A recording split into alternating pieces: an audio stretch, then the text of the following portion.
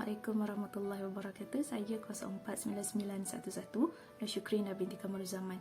Okey, jadi hari ini saya akan menceritakan tentang refleksi diri saya akan kajian yang telah kumpulan saya lakukan, iaitu pengabaian anak yatim.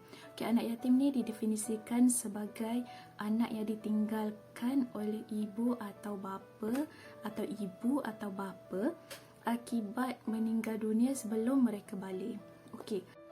Pengabaian ni satu benda yang bukan lagi asing dalam masyarakat kita. Okey, pengabaian anak yatim ni dia ada banyaklah, dari segi fizikal, dari segi emosi, dari segi seksual, ataupun pengabaian dari segi hak asasi ataupun keperluan asas macam makanan, minum, tempat tinggal, semua tu kan. Okey. Jadi banyak antara masyarakat kita ni yang belum lagi membuka mata, yang belum lagi tahu akan tanggungjawab yang sepatutnya terhadap anak yatim. Kesan pengabaian terhadap anak yatim ni adalah yang pertama dari segi gangguan emosi, iaitu mereka akan rasa stres, akan rasa tekan dan juga kemurungan. Okey, bayangkan kalau kita sendiri pun bila didera emosi, kita tak ada siapa yang nak luahkan. Kita tak tahu nak luahkan kepada siapa, and then kita pendam tu sorang-sorang, dan kita akan rasa stres, kita akan rasa benda tu adalah satu beban untuk kita. Okey, dan lama-lama dia akan menjadi satu benda yang sebati dalam diri kita, and then lama-lama akan menjadi kemurungan. Okey, yang keduanya adalah tingkah laku agresif. Ini terjadi apabila mereka kekurangan sokongan moral dan kasih sayang.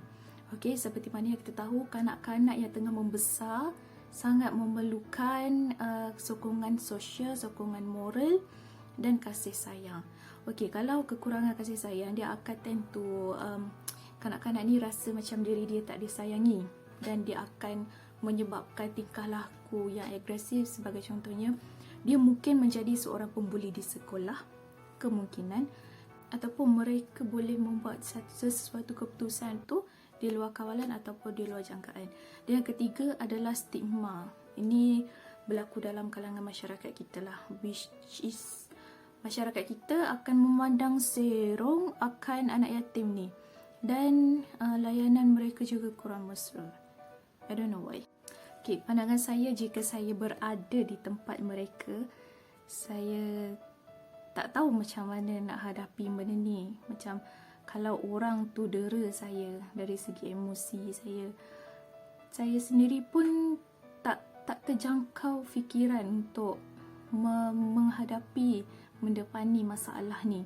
Dan katakan kalau orang dera saya dari segi fizikal, macam mana saya nak lawan dia? Macam mana saya nak sedarkan dia yang perbuatan dia adalah tak elok, macam tu. Okey, seterusnya kalau tanya saya apa yang diperlukan untuk anak yatim ni lah, kalau saya sendiri, saya perlukan kasih sayang lah. Okey, in case lah kalau saya kehilangan ayah dalam masa yang mungkin saya masih muda, remaja, so saya perlukan kasih sayang seorang ayah, macam tu. Dan saya berharap semoga ada orang yang dapat memberikan kasih sayang. Tapi tak bermakna saya nak orang ganti tempat ayah saya. No. Okay.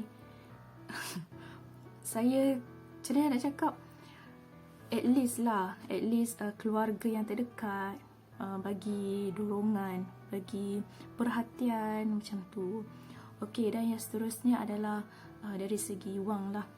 Kalau anak yatim ni dia belajar kan, belajar sekolah, so dia nak wang saku, bukan wang perlindungan, wang saku, wang untuk belanja, untuk tampung mana-mana yang perlu, nak beli buku, nak beli pen, semua-semua tu kan. Lepas tu nanti nak exam lagi, nak beli buku rujukan lagi.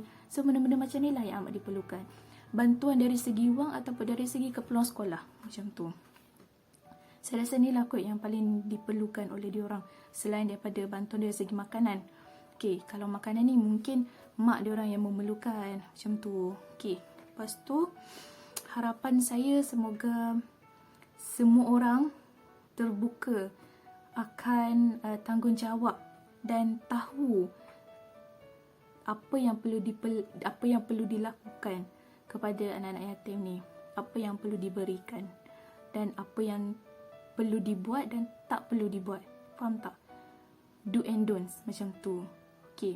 Seterusnya, saya berharap semoga akan datang kuranglah masalah pengabaian kanak-kanak ni. Pengabaian anak yatim ni. Macam tu.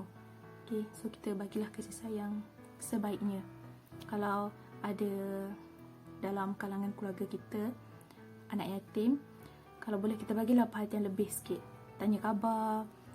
Lepas tu macam layanan kita tu kalau boleh macam biasa. Kita buat macam diorang tu adalah insan yang biasa. Janganlah kita nak pandang serong. Apa salah anak yatim sebenarnya? Tak ada salah pun. Okay, itu je lah bagi saya. Sekian, terima kasih.